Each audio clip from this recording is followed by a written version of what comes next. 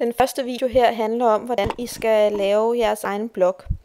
En blog er lidt det samme som en hjemmeside. I skal gå ind og skrive blogger.com. Så kommer I ind på den her side. I brugernavn skal I skrive laerermaja@gmail.com. I adgangskoden, der vil jeg ikke sige højt, hvad jeg skal skrive, fordi det her ligger på YouTube, men I får koden af mig. Og så trykker I login. Så kan I se her, vi kommer ind på forsiden, og der er en hjemmeside, en blog, som hedder Klimahotdog.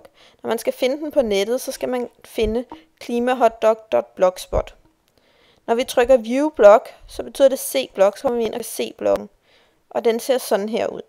Indtil videre er der ikke nogen poster, der er altså ikke lagt noget som helst op i endnu. Den næste video handler om, hvordan man lægger poster op på bloggen her.